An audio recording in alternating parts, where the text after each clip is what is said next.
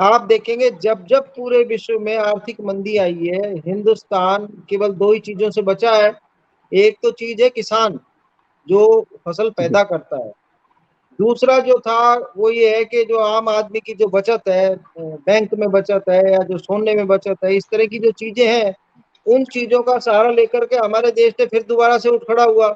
आज हमारी जो सरकार है उसने हमारे ये हाल कर दिया कि किसान को तो बिल्कुल मार ही दिया है। और दूसरा वो जो 2,000 रुपए की नोटबंदी की है उससे और कमर तोड़ दी। आदमी पहले ही परेशान है। कहीं भी बिजनेस जो है, जो छोटा बिजनेसमैन है, उसका बिजनेस ही 50% रह गया है।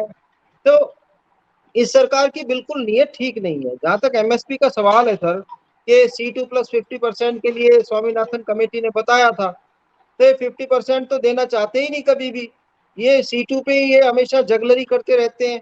अब आप देखेंगे 2022-23 और 23-24 में एक कमीशन था for agricultural cost and price के लिए। उन्होंने जो जी सनफ्लावर था उसकी दो कीमतें दी थी, 6,760 रुपए और 6,400 रुपए। तो जो 6,400 रुपए थे उसको सीसीए ने अप्रूव भी कर दिया था। तो जब एक बार इन्होंने अप्रूव किया 6,400 रुपए, तो फिर अचानक इनका ये मार्केटिंग सीजन 2023-24 में 5,650 रुपए कैसे हो गया। और ये तो पूंजीवादी अर्थव्यवस्था के अंदर पूरा पूरा विश्वास करती है। आप आज देखेंगे कि जो इसका फॉर्च्यून जो कंपनी है, जो अपने इनकी इंडस्ट्रियलिस्ट की है, तो वो जो सनफ्लावर का अडानी जो की। ऑयल है, हाँ जी अडानी जी की, अडानी की। तो वो जी जी अडानी की, तो वो 160 रुपए के करीब बेच रहे हैं। और जो हमारे को एमएसपी किसानों को दी जा रही है, जो 4,000 में जो ये कह रहे हैं कि भावांतर करके हम दे देंगे, हमें तो 5,000 रुपए में भी नहीं पड़ेगी। तो इसके हिसाब से तो जो तेल है वो कितना सस्ता है, 100-110 रुपए किलो मिलता है। तो अडानी साहब तो 100 रुपए पे 50 कमा रहे हैं। और किसान को ये जो इनका C2 है उसमें 50% तो देना दूर, उसको C2 भी नहीं दे पा रहे हैं। तो इनकी जी तो सारी जो मंशा है बिल्कुल खराब है। जहां तक खट्टर साहब ने बड़ा अजीब सा बयान दे दिया कि भाई बाहर से ये चीजें जो है हमारे यहाँ पिलफिरेज हो रही है, लोग बाहर से ट्रैक्टर ला रहे हैं वगैरह वगैरह, तो ये तो ना के बराबर है। अब वो किस चीज को पिलफिरेज मानते हैं आप देखिएगा। जैसे हमारा ये महेंद्रगढ़ जिला है, इसके आसपास राजस्थान लगता है। जी कुछ जी। आदमी ऐसे जिनकी थोड़ी बहुत राजस्थान में भी जमीन है, और होल्डिंग ही इतनी कम हो गई है। आज तो 5 एकड़ जमीन किसी किसान के पास हमारे यहाँ मिलती नहीं। कुछ बड़े लोग हैं उनके पास हो सकता है मिल जाए, और वो भी काउंटेड है। तो अगर एक किसान अगर एक आध एकड़ की कहीं राजस्थान में ले रखी है, उसने ले भी आया, तो उससे फर्क क्या पड़ता है सरकार को। वो क्या करते हैं कि जी उसके जो शील्ड लेकर के वो बहुत सारे ट्रैक्टर रोकना, और ये अनैतिक काम करती है सरकार। अभी आपने सरसों में देखा होगा सर, कि सरसों में यूं जी कहा कि 2 दिन जो सरसों आ जाएगी वो तो हम खरीद लेंगे, बाकी हम नहीं खरीदेंगे।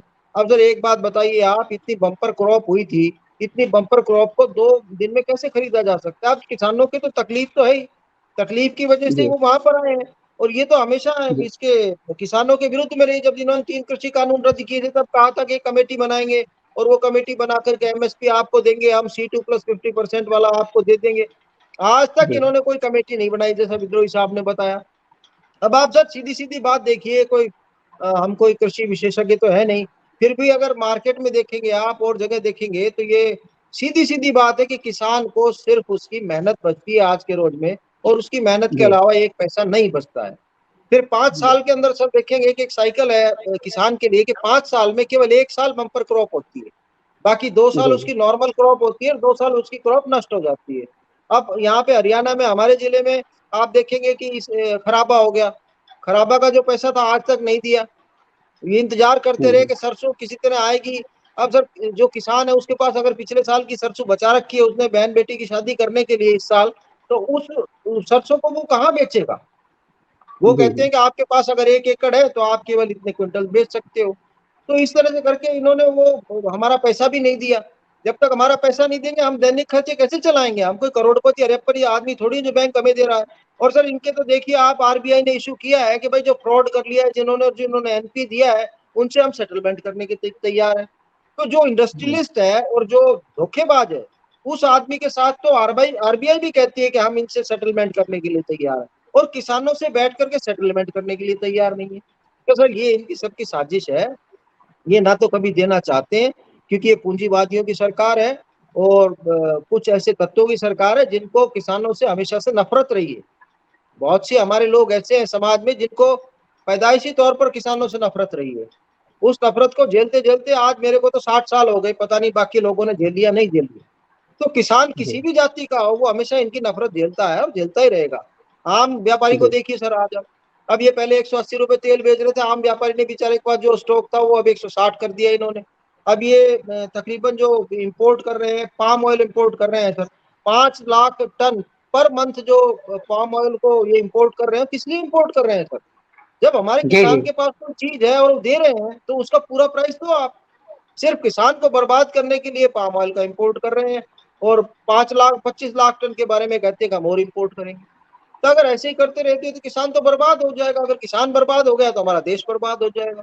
फिर किसान के पास जी सर देखिए आप क्या है, किसान के पास या तो जमीन है या फिर किसान जो है अपने दूध उत्पादन वाले जो पशु है उन पे जिंदा रहता है। अब दूध जी उत्पादन के जो आप देख ही रहे हैं कि क्या हालत होगी दूध की। आज दूध के 50-55 रुपए मिल रहे हैं, अगर ये एमएसपी देना चाहते हैं तो उसके साथ साथ दूध पे भी हमें एमएसपी मिलना चाहिए। दूध जो हमारी महिलाएं हैं जो सुबह 4 बजे उठ के और शाम को 6-7 बजे तक वो भैंस के साथ लगे रहते हैं, पशु के साथ एक किसान को जब जब तक सर पशु नहीं हो जाता, आदमी जब तक पशुवत नहीं हो जाता तब तक वो उसका एक फायदा उठा नहीं सकता। इस चीज को जी कोई सरकार समझने को तैयार नहीं है ना, क्योंकि बात ये है सर कि इनके पास ना तो जमीनें हैं, जो लोग हमारी सरकार में आ गए, और जो लोग अब सरकार में हैं और जिनके पास जमीनें हैं उनके पास इतनी जमीनें हैं कि उन्हें सोचने की जरूरत ही नहीं है।